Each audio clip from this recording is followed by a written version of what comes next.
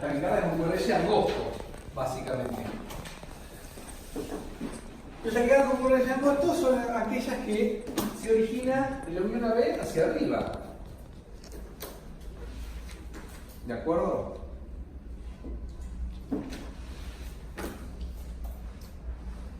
Entonces yo tengo una taquicardia con QRS angosto.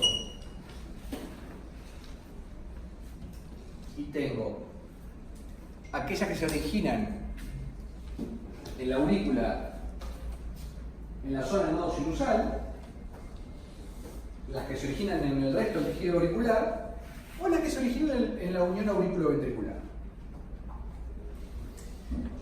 Las arritmias sinusales, básicamente voy a tener la taquicardia sinusal, un paciente con fiebre, va a tener taquicardia sinusal. La taquicardia sinusal patológica, ¿cuál sería? Lo que se llama taquicardia sinusal inapropiada. Es una taquicardia sinusal que no está asociada a ningún estímulo externo. El driver, la frecuencia de descarga del nodo sinusal, por algún motivo está seteada en una zona de mayor frecuencia. Entonces el paciente está taquicárdico el 100% del tiempo. O se mantiene cerca del 100 latidos por minuto, pero dispara mucho ante mínimos esfuerzos. Entonces son personas que vienen por cansancio, por palpitaciones, y uno lo ve, tiene una taquicardia sinusal, pero es continua. Pide Holter y es continuo. Y es bastante complicado de tratarlas. De los tratamientos que funciona bastante bien, pero hay que tomarlo, es la ivabradina, que es un bloqueante de la corriente sódica del canal IF, que es la encargada de la despolarización diastólica espontánea. Lo que hace que el ritmo sinusal se perpetúe es esa corriente. Si yo la freno, disminuye la pendiente, disminuye la frecuencia. Pero en el momento que deja de tomar la pastilla, vuelve a la taquicardia sinusal inapropiada. Algo que podemos hacer es tratar de, hacemos mapa de activación de la aurícula y tratamos de quemar las zonas auriculares con mayor frecuencia de descarga. Digo, bueno, acá la aurícula descarga a 90, 100, voy quemando. Yo para eso me puedo dejar zonas que latan a 50 o 40. Entonces, de una taquicardia sinusal pasó a tener una bradicardia y capaz que sin respuesta cronotrópica. Entonces, por ahí se va con un marcapasos. Entonces, la ablación se llama modulación del ritmo sinusal, no es tan sencillo. Entonces, si bien no es peligrosa, es bastante molesta y puede dar taquicardiomopatía y el tratamiento es bastante complicado. Ante una taquicardia sinusal tengo que primero descartar todas las causas infecciosas, anemia, alteraciones hormonales, hipertiroidismo, hipotiroidismo. Todo una vez descartado me queda como diagnóstico diferencial, no hay una prueba en sí misma. Y las taquicardias por entrada sinoatrial, sinoauricular son más raras. Son reentradas en la zona del ritmo sinusal, muy chiquitas, muy difíciles de ver. A los fines prácticos en el electro van a ser taquicardias sinusales. El diagnóstico lo hacemos endocavitario cuando ponemos los cables para ver qué demonios está pasando. Y vemos que la reentrada se produce en la zona del ritmo sinusal.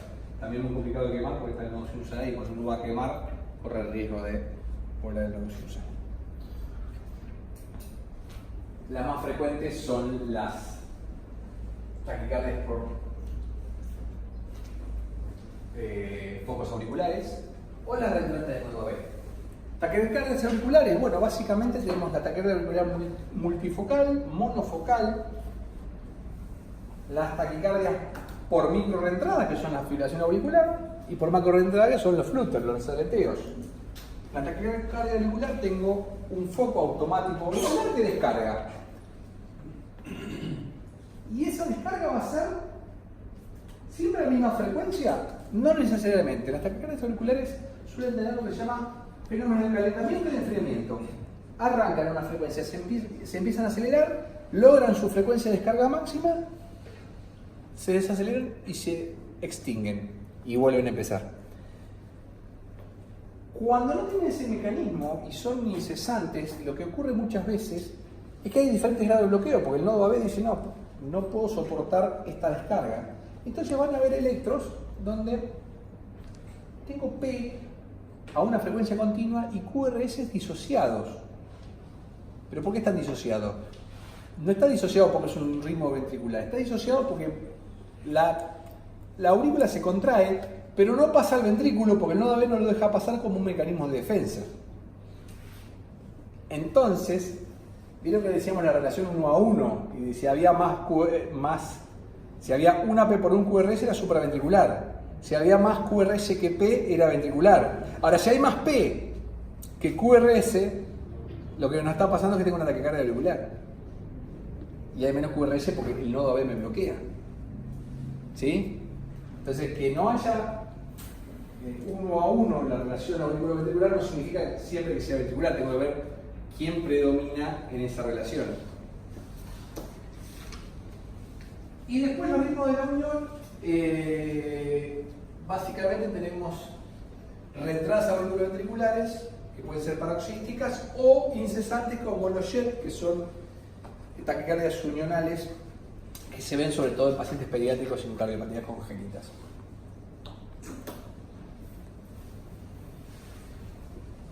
Ahora vamos a ver ejemplos. Hablamos de la taquicardia sinusal apropiada.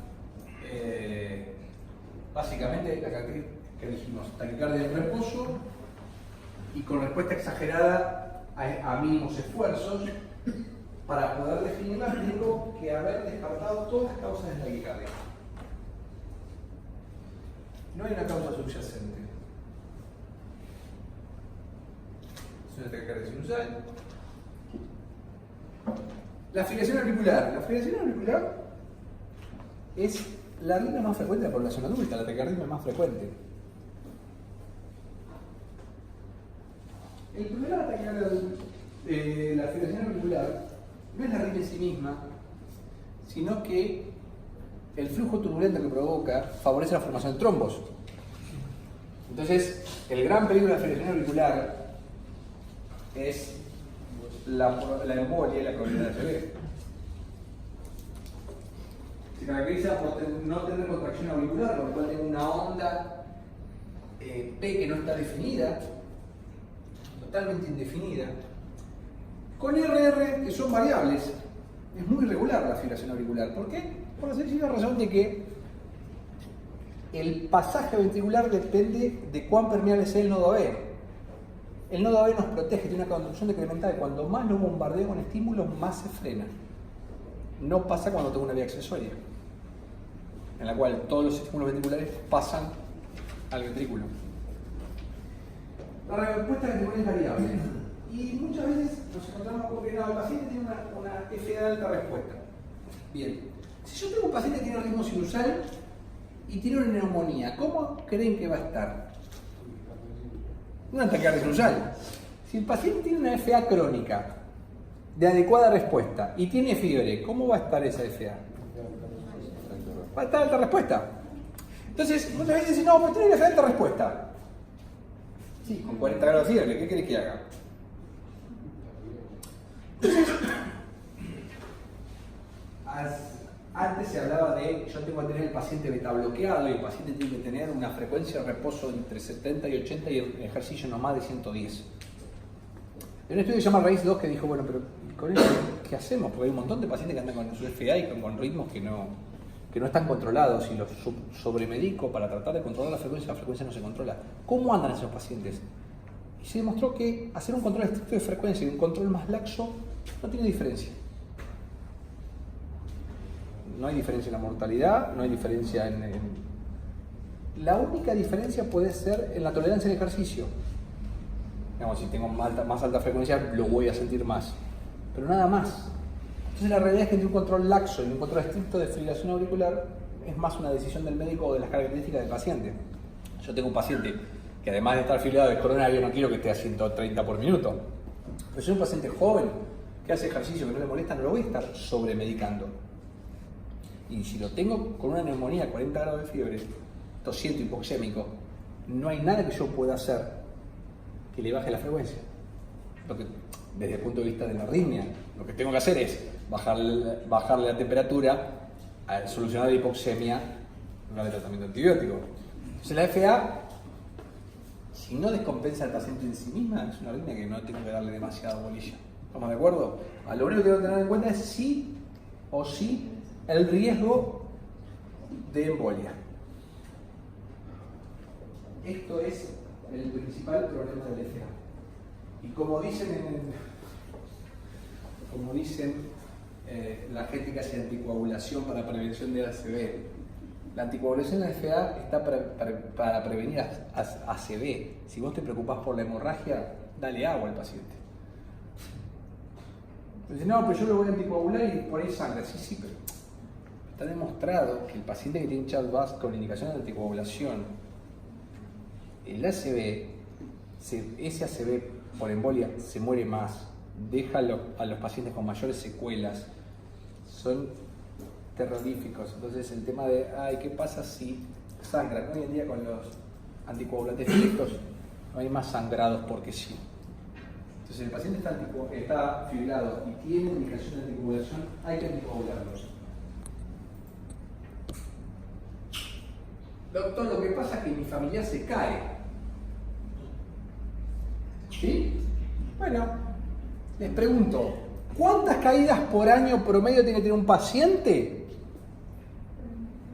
Un paciente para tener anticoagulado, ¿no? Estamos hablando. Para que por las caídas tenga un ACV hemorrágico que requiera tratamiento. Con los nuevos anticoagulantes, o sea, bien anticoagulado. Vamos a tratar de hacer un fumarol, pero en realidad no hay ningún estudio con hacer un fumarol. Lo que tiene usamos es hacer un fumarol y no hay estudios. Todos los estudios están hechos con warfarina. Entonces, la realidad es que cuando hablamos, en el mundo, en los mejores centros, en la clínica Mayo, en los mejores centros de anticoagulación del mundo, solamente el 60% del tiempo los pacientes están cubiertos con anticoagulación, con warfarina.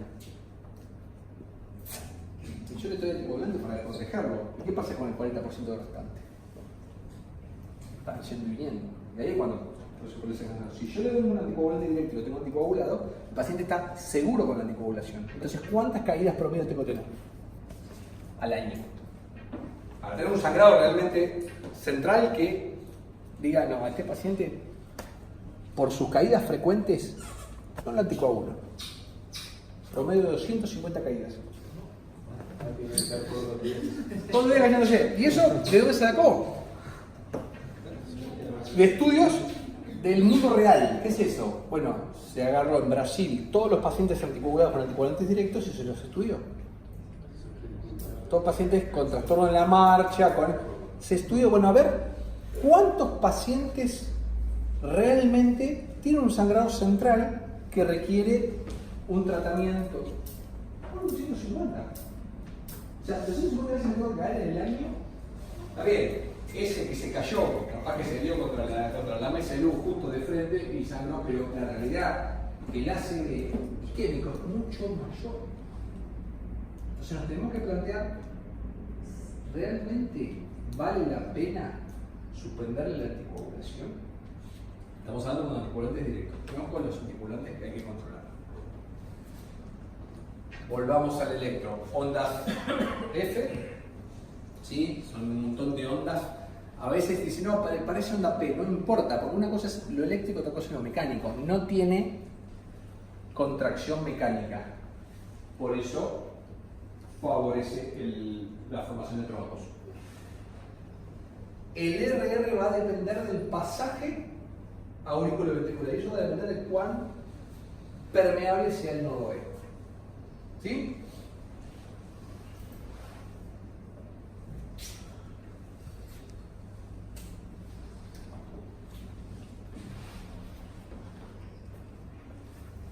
Es irregular. Claro, tengo R, tengo S, pero la deflexión intrínsecoide no le da. No hay P por ningún lado, entonces no puedo hablar de que esté disociado. De hecho, está disociado. Tiene muchísimas ondas P para los QRS que tiene. Bueno, pues es un pasaje.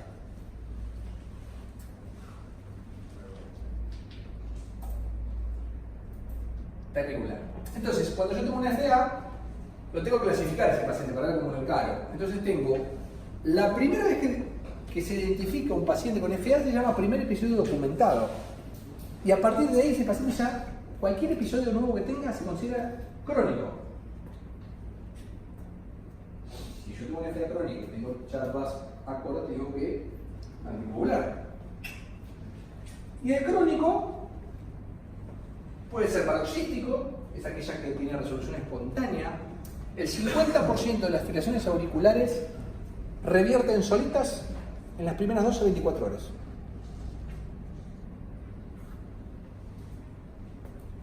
Persistente es aquella que no revierte solita y yo lo planteo para, bueno, yo te voy a revertir, yo te anticoagulo y te planteo para una cardioversión farmacológica o eléctrica. Y permanente es aquel paciente en el cual el médico, por diferentes motivos, por la edad, porque ya trató y no pudo, por preferencia del paciente, se decide que va a ser permanente y no voy a tratar de llevarlo al ritmo sinusal. ¿Cuál es el beneficio de tener un paciente al ritmo sinusal? Real beneficio, no hay beneficios con respecto a mortalidad, porque la verdad es que no hay diferencia de mortalidad entre un ritmo sinusal y una fibrilación auricular. Los beneficios son, estar en un ritmo sinusal te da mejor tolerancia al ejercicio, menor cantidad de reinternaciones. Ahora, con respecto al ACV o la anticoagulación, no hay diferencia. Porque si vos tenés una FA crónica, tenés que estar anticoagulado, porque vos no sabes cuándo vas a volver. Porque la patología auricular ya está definida. Entonces, ya el terreno fértil para fibrilarse ya está. Y vos podés estar años sinusal, pero volver a fibrilarte y a hacer una ACV. Porque yo puedo cambiar la arritmia, pero los factores de riesgo no los cambio. Entonces yo tengo módulo de arritmia, tenés menos arritmia, pero los factores de riesgo siguen estando. El principal factor de riesgo es la edad, que es algo que continúa. Entonces, si vos estás fibrilado y tenés indicación de anticoagulación, la vas a tener toda tu vida. Es muy difícil que cambie, aunque te ablacione. Yo por la ablación no puedo dar y si sos joven, menos de 65 años, 80% 90% de éxito. Pero nada me dicen nunca.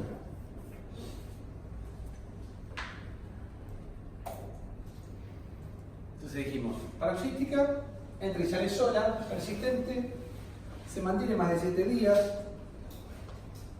y va a requerir que lo cardiovierta de la manera que quiera. Persistente de larga duración, en realidad se sabe que cuanto más tiempo una auricular está fibrilada, más fibrosis se va produciendo y es más difícil que vuelva a ritmo sinusal alguna vez.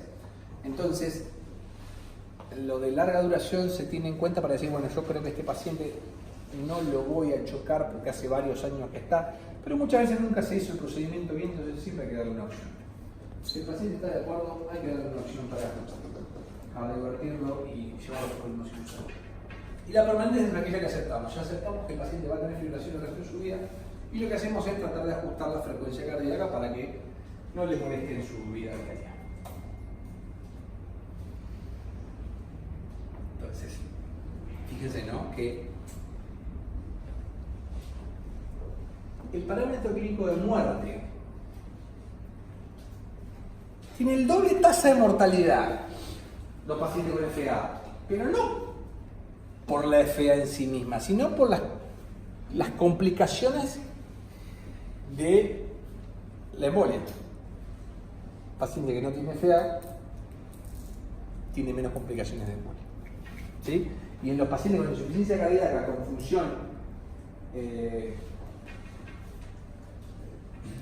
con función preservada, aquellos pacientes que tienen una función preservada pero signos sintomáticos de insuficiencia cardíaca, cuando se fibrilan tienen mayor mortalidad, pero por la patología en sí misma. La FA sería un factor de riesgo más, está hablando de que esa patología está evolucionando, ¿sí? Pero no porque por la FA en sí misma tenga mayor mortalidad.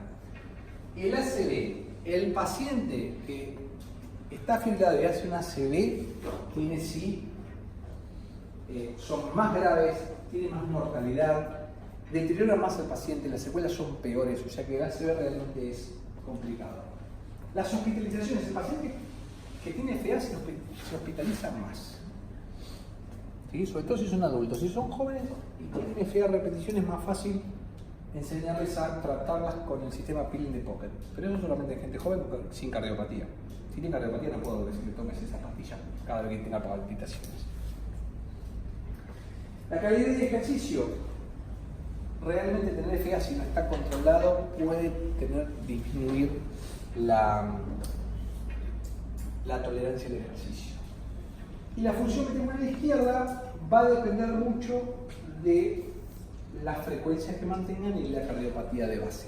Si el paciente tiene una cardiopatía de base y maneja altas frecuencias, es probable que empeore esa cardiopatía y desarrolle un ataque cardíaco. No es gratis tener FA, pero si está controlada y anticoagulada, muy bien. ¿Y cómo evaluamos qué paciente anticoagular? Bueno, antes usábamos el score de Chad, hoy ya estamos seguros que el Chad-VAS es el mejor score para definir la necesidad de anticoagulación. El Chad-VAS habla de cardiopatía estructural o disfunción ventricular con una F menor del 40%, le da un punto. A la hipertensión le da un punto. A la edad mayor de 75 años le da 2 puntos. A la diabetes le da un punto, el stroke le da 2. La vasculopatía periférica le da 2. La edad entre 65 y 75 le da un punto. Y al sexo femenino le da un punto. Para que el sexo femenino ese punto valga, tiene que tener algún otro factor de riesgo asociado. O sea, una chica de 18 años que hace un FA, por el solo hecho de que no tiene ninguno de los demás factores, por el solo hecho de ser mujer, no tiene un punto. Tiene que tener otro punto para que valga el sexo femenino. ¿Ah? La menopausia. Si no tiene la edad, no. Vos podés tener una menopausia precoz, pero si no tiene edad, no está descrito como un factor de riesgo. ¿Y cuando anticoaguló? Cuando tengo un Chad-VAS mayor a 2. Ahí el riesgo de ACV crece en forma exponencial. ¿Y cómo lo tratamos? Cuando tengo 2, lo tengo que anticoagular. Y fíjense que ya, cuando tengo mayor de 2, anticoagulación oral. ¿Sí? Y está indicado los anticoagulantes directos. La warfarina solamente y el ácido acumulable están indicados en las FA con valvulopatía mitral, con insuficiencia estenosis mitral. Si no tengo valvulopatía mitral, no está indicado los antivitamina K. Esto es para el control europeo. ¿Qué pasa si tengo un solo factor de riesgo? Antes se decía que lo anticoagulaba o le daba aspirina. Ya no más. Lo anticoagulo o nada. La aspirina demostró que lo único que logra es aumentar el riesgo de sangrado gastrointestinal. No protegió nada. O sea que ya la aspirina en la FA no tiene indicación. Y cuando tengo un Chad-VAS de 0, nada. O sea que esto ya no existe más. Si tengo 0, nada. Si tengo 1, anticoagulación, que es la que tiene el médico de acuerdo a las características del paciente. Y si tengo más de 2, anticoagulantes directos.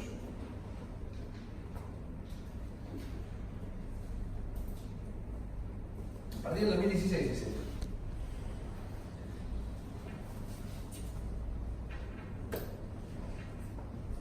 El riesgo considerable de ACV, ¿sí?, en pacientes sin anticoagulación excede el riesgo de sangrado por la anticoagulación, incluso en los viejos, en los pacientes con deterioro cognitivo o en los pacientes con caídas frecuentes o fragilidad. O sea, no tenemos casi excusa. el riesgo de sangrado con aspirina no difiere del sangrado con anticoagulantes directos o antivitamina K. O sea, dicen, no, le pongo aspirina porque tiene riesgo de sangrado. No, no. Está demostrado que el riesgo de sangrado es igual, pero la aspirina no previene el stroke. Entonces yo tengo el mismo riesgo de sangrado, pero con aspirina no prevengo. Por eso es que con el chat de 1 directamente están diciendo o anticoagulación o nada, nada de aspirina.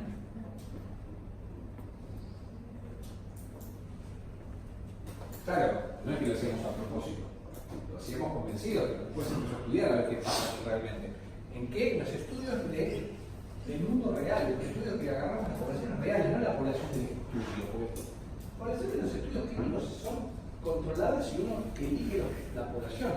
Pero cuando sale del mundo real, vemos qué pasa realmente. Pasa esto.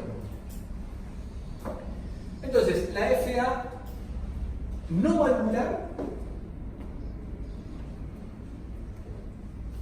puede recibir tanto antivitamina K como anticoagulantes directos. Ahora, la FA valvular, la estenosis mitral o el reemplazo, la estenosis mitral, o el reemplazo mitral, esos pacientes tienen que ir con antivitamina K porque los estudios de anticoagulantes directos con las válvulas que hay hasta ahora en el mercado mostraron un mayor riesgo de sangrado. Entonces no están indicados. Se están desarrollando nuevas válvulas en este momento que estarían aprobados, porque el riesgo de sangrado es exactamente igual que con nuevos anticoagulantes con antivitamina K, pero todavía no están en el mercado, así que por ahora, si la FA viene acompañada de estenosis mitral o tiene reemplazo valvular, antivitamina K sería el único caso. Y miren esto. Esto es que pasa, viene un paciente a la guardia que tiene una fibrilación auricular en las primeras 24-48 horas y está estable. Lo tengo que cardiovertir, no lo voy a dejar, si no volvió solo en las primeras 12 horas, lo tengo que plantear para cardiovertir. Entonces, ¿qué tengo que hacer? Si es menos de 48 horas, lo anticoagulo y lo cardiovierto. No tengo necesidad, si es aguda, si yo estoy seguro que es aguda, es el primer episodio, no tengo necesidad de hacer ecotransplante esofágico. Si es agudo y estoy seguro. Lo anticoagulo, lo dejo anticoagulado por un mes. ¿Por qué? Porque después de la cardioversión recupero el ritmo sinusal, se recupera eléctricamente, pero no se recupera mecánicamente, inmediatamente. Entonces tengo ritmo sinusal y me quedo tranquilo, pero esa aurícula puede seguir formando trombos. Tal es así que muchas veces el stroke aparece 48-72 horas hasta una semana después de la recuperación del ritmo sinusal. Porque recuperó eléctricamente, pero no mecánicamente. Si tiene más de 48 horas, lo que puedo hacer es anticoagularla, es un ETE. Le hago el ecotransplante esofágico. No tengo trombo, me aseguro que no tengo trombo, puedo cardiovertirlo. Ahora, si tengo trombo, lo tengo que anticoagular como mínimo un mes y reevaluar. Porque ese trombo ya está presente.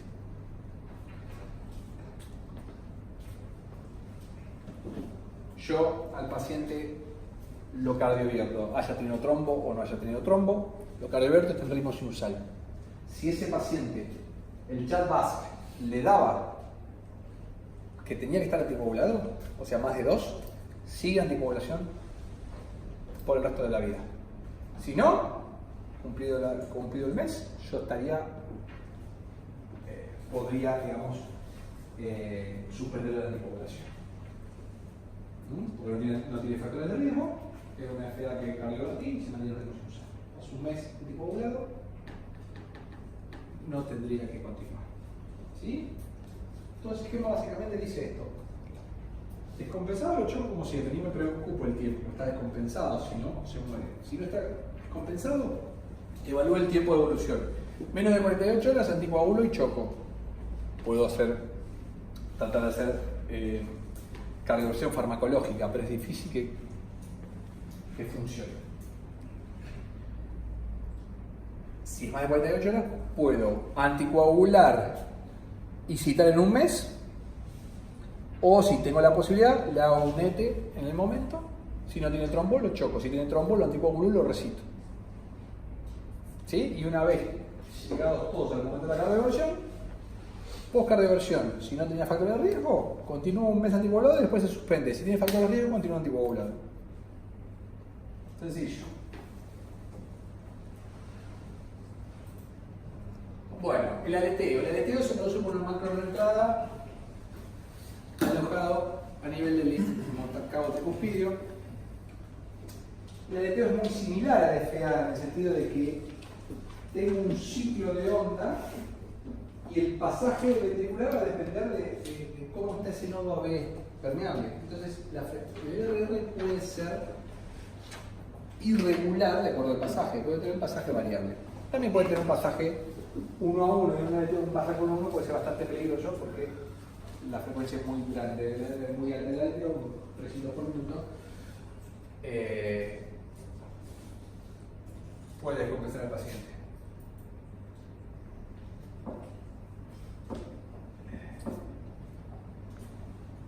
El aleteo auricular tiene un tratamiento claro que es la ablación del linfonucleado tricuspidio, que es curativa. Yo quemo el linfonucleado tricuspidio y se acabó el aleteo. Y tenemos los aleteos se dividen en típicos o atípicos. Típicos son cuando pasan por el linfonucleado tricuspidio y atípicos utilizan otras localizaciones para hacer su retrogrado. Y deben haber escuchado que el aleteo horario y antihorario depende de cómo gira por esa aurícula. El antihorario, que es más frecuente, tiene la onda de Flügel negativa en cara inferior y el horario tiene una onda de Flügel positiva. Totalmente anecdótico, si pasa por el linfonucleado tricuspidio, no importa para qué lado pase, se quema la zona y es tratamiento curativo. Si no vamos a dar un tratamiento de ablación, un tratamiento curativo, lo que tenemos que hacer es controlar ese pasaje auriculoventricular, que lo podemos hacer con amiodarona, pero lo podemos hacer también con bloqueantes cálcicos que funcionan muy bien disminuyendo el pasaje a nivel del nódulo AB.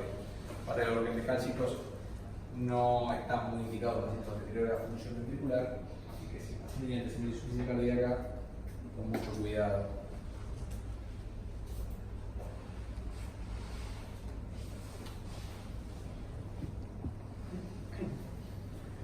La onda del aleteo tiene la característica de no tener línea isoeléctrica, siempre está girando.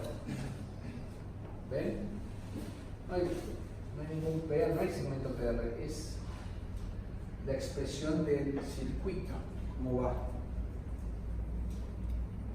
Conduce desde la crista terminal y pasa por el cabo tricuspidio y sube por el septo interauricular en el antihorario, y en el horario baja por el septo interauricular, pasa por la crista, pasa por el cabo tricuspidio y sube por la crista.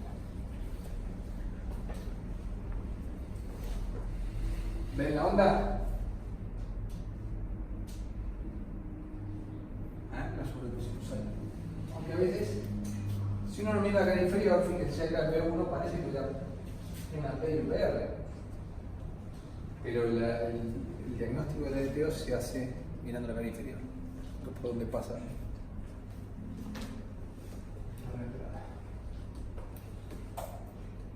El ataque regular es una taquicardia con P de igual morfología si es una taquicardia regular unifocal.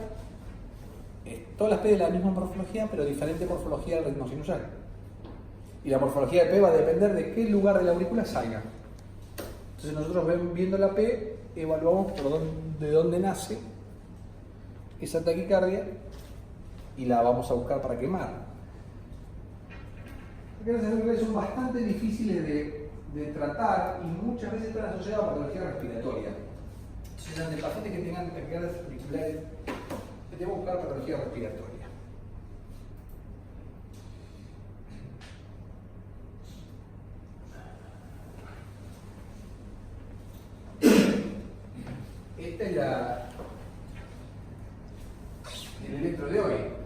no. Y fíjense que tengo una P similar. Entonces, ¿por qué lo traigo? Porque tengo que ver todo el electro. Porque yo puedo decir, bueno, acá tengo la taquicardia sinusal o una taquicardia auricular. Pero si yo veía la cara inferior del otro, era un aleteo. Entonces el electro se tiene que ver todo. Ahora fíjense este, por ejemplo. Fíjense en las ondas P negativas en cara inferior. El ritmo sinusal y otras P positivas en cara inferior. Esto es una taquicardia con un foco en algún lugar de la aurícula.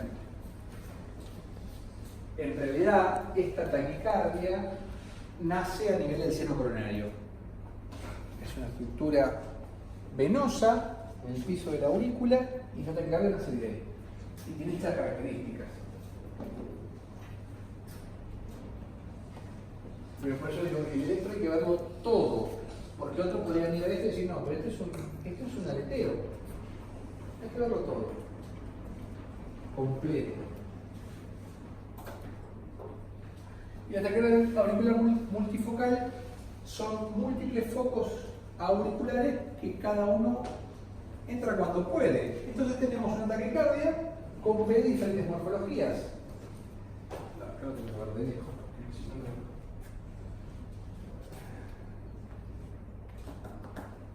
La luz no me deja verlo bien. ¿Eh?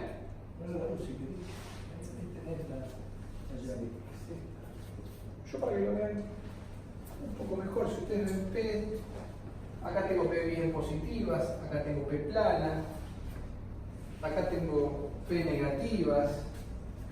Cada foco que va actuando produce su QRS, pero la morfología de la P va a depender de dónde, en qué lugar de la aurícula está localizada.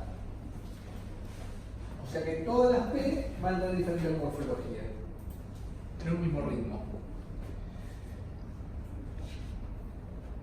Ya vimos las taquicardias originales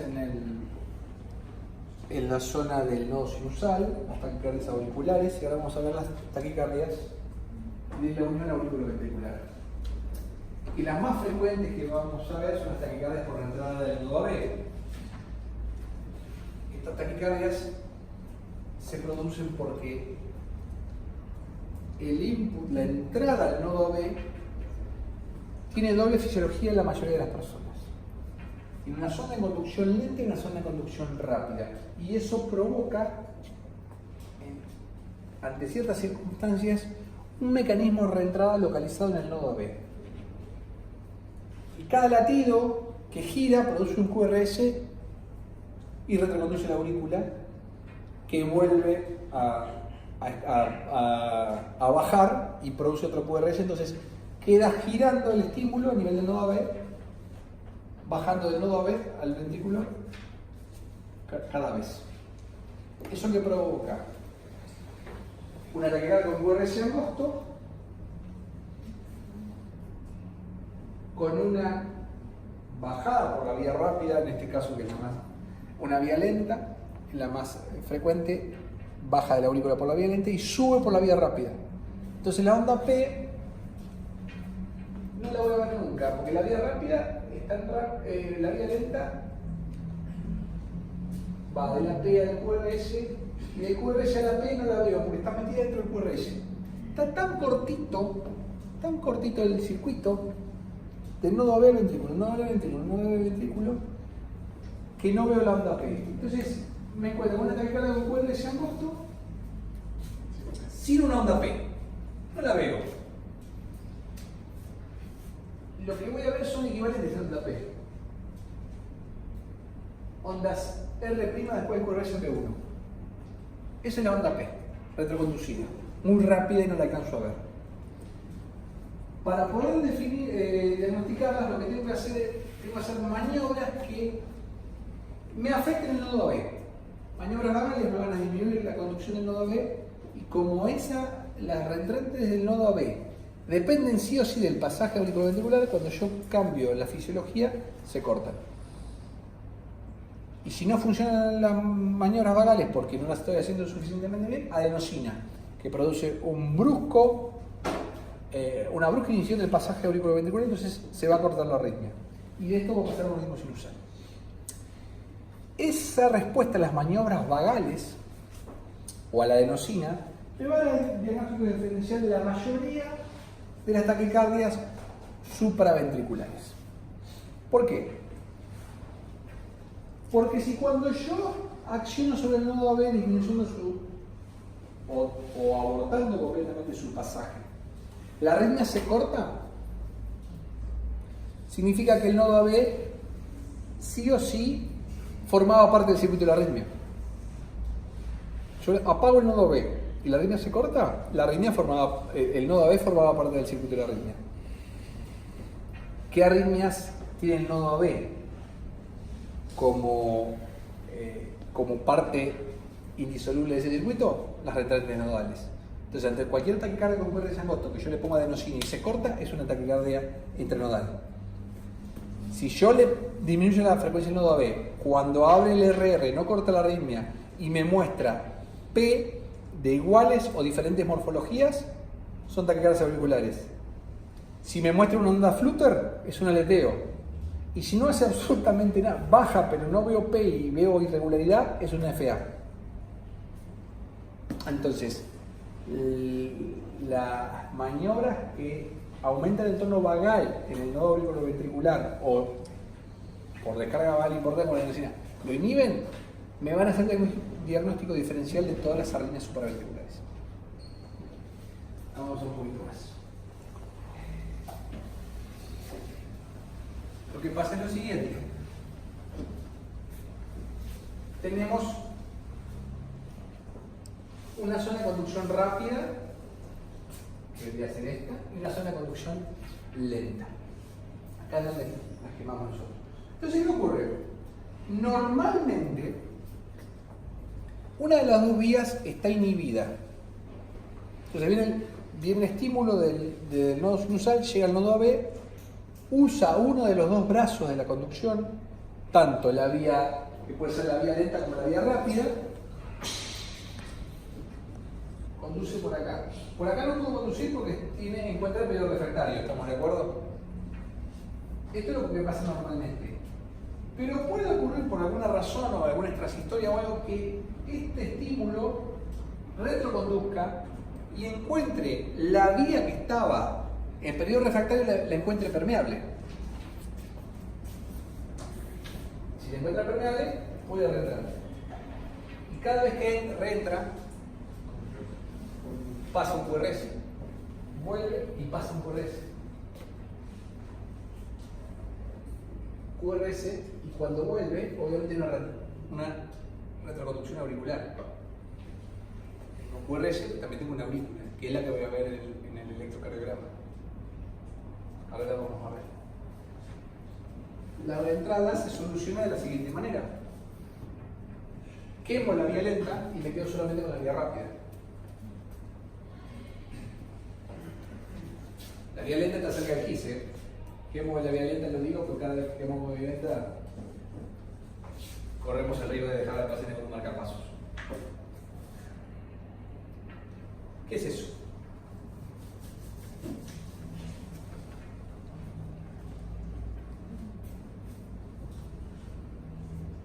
Es una taquicardia de 150 por minuto con QRS angosto. ¿Veo onda P? Por lo menos no veo una onda P clara, me pueden decir ustedes. Pero se ve la onda P.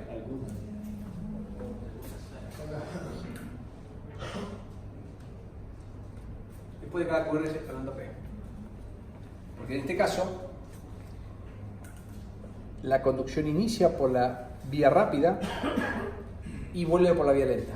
Al volver por la vía lenta, tardíamente estimula la aurícula y me permite verla. Ahí está. En el electro que habíamos visto antes no se veía nada después del QRS.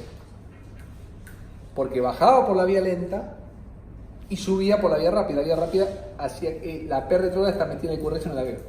No es que no está, no la veo. En esta sí la veo. Ese circuito puede subir por una vía y bajar por la otra o viceversa.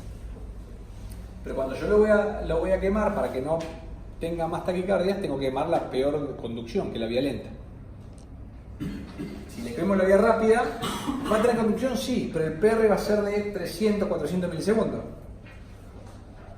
Entonces a largo plazo me voy a hacer con un paciente que va a tener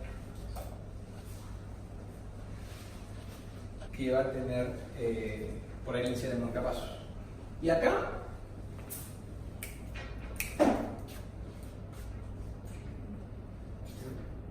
y esta es la P después del QRS. Se ve mucho, ¿no? Esas cosas negativas. Esto es la onda P.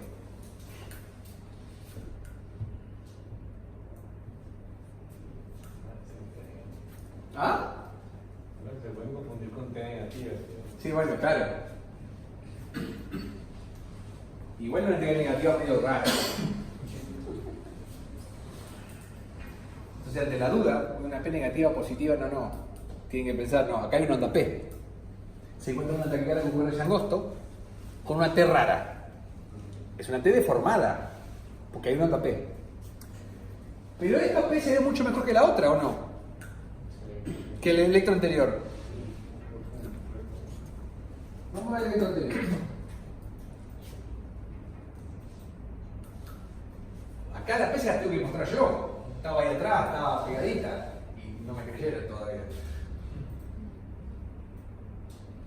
Pero en esta, yo le digo que esta deformación de la T en realidad es positiva, pero está esta deflexión negativa montada en la T. Si yo les dije que la onda P después de QRS se ve cuando usa la vía lenta, ¿esto que usa una vía más lenta?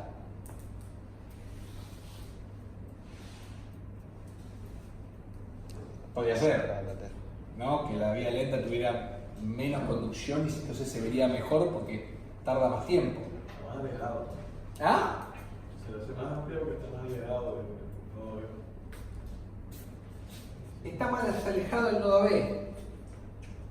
¿Y en qué condiciones está más alejado del nodo B? Cuando hay una vía accesoria.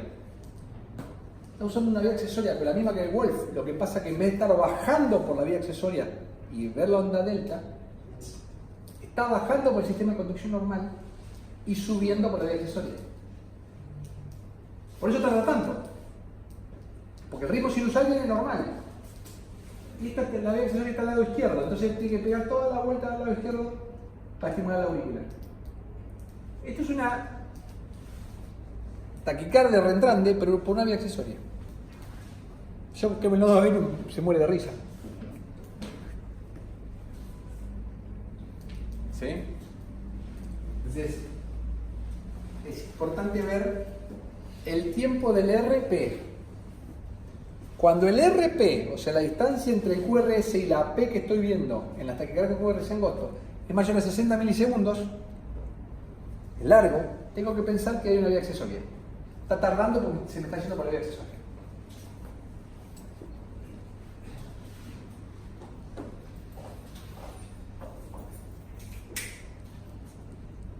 Entonces tenemos taquicardia con QRS angosto, menos de 120 milisegundos. Regular o irregular. Si es irregular, ¿qué tenemos que pensar si es irregular? La primera taquicardia FA. Bien. ¿Vemos actividad auricular? ¿Vemos P? Es irregular. ¿Vemos P? Nos preguntamos. ¿No vemos P? Tiene que ser una FA. Ahora vemos una P y es irregular. Tenemos que evaluar. La P que vemos, ¿tiene una sola, es siempre la misma forma o diferente? Si es diferente es una taquicardia auricular polimorfa. Y es irregular ¿por qué? Porque dijimos que el pasaje dependía de la frecuencia auricular. El nodo AB iba a dejar pasar más o menos. Si la forma es única de esa P, puede ser. ¿Qué puede ser? Un aleteo. Tengo una onda. Vieron que en el electro, el primer electro, si veíamos el B1, parecía un ritmo sinusal porque parecía una P positiva, no veíamos la onda de aleteo. Así que podría ser un aleteo que estemos viendo solamente la dirección B1 y es regular o irregular de acuerdo al pasaje, pero con una onda P de igual morfología. Nos falta ver, tenemos que abrirla para poder ver la onda de Flutter. si la onda P es de morfología única, ¿puede ser una taquicardia auricular? Puede ser una taquicardia auricular monomorfa o puede ser un ritmo sinusal. Yo tengo un paciente que está corriendo, voy a tener una irregularidad porque va a depender de si corre más fuerte o menos fuerte, va a subir o bajar la frecuencia, está irregular y tiene P organizado, o sea que podría ser una taquicardia sinusal. Entonces es irregular, y si es irregular, lo mismo, vemos ondas P. La frecuencia de las ondas P es igual o mayor a la frecuencia ventricular. Si tengo más ondas P que ventrículo, y dijimos que podía ser un aleteo auricular, una taquicardia auricular que sea regular, que no tenga fenómeno de calentamiento y descenso, una taquicardia reentrante nodal, tengo PIQRS, pero depende cómo estén. Si no tengo más auricular, una taquicardia auricular, perdón, si no tengo más aurículas que ventrículo, o sea, tengo actividad 1 a 1, lo que tengo que evaluar es el PR y el RP.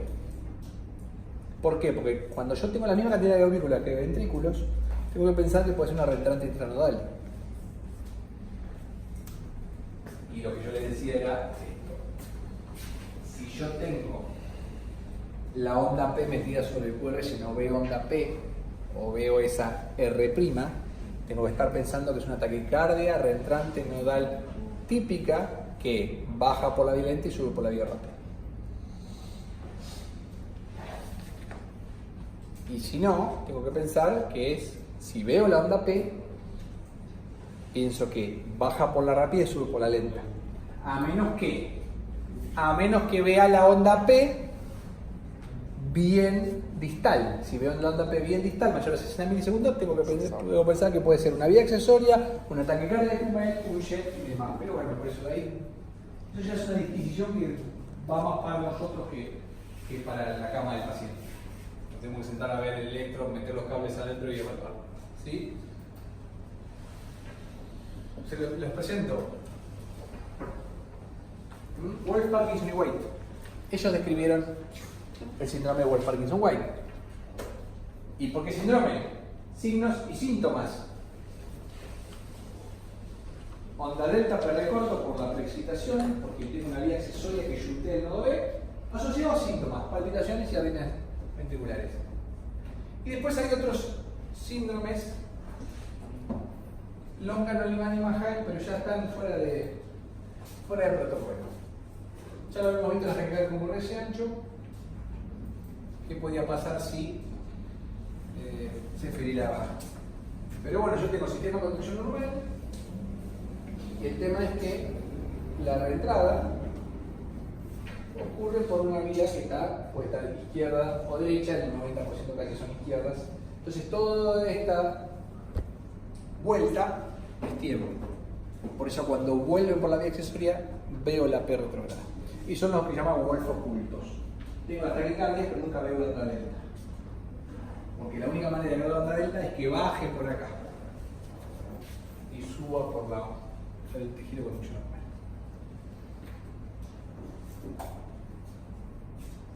Eso es lo que hace el Wolff.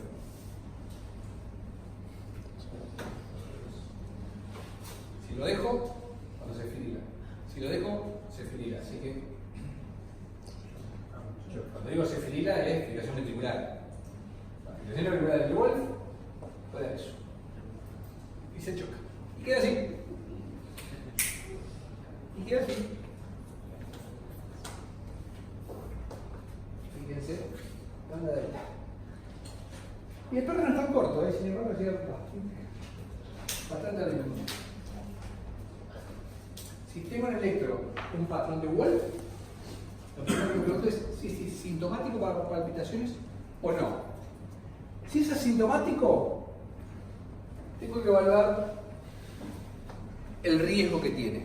Tengo que hacer un estudio electrofisiológico para evaluar esa vía accesoria, si se van a ser sobreestimulada o no.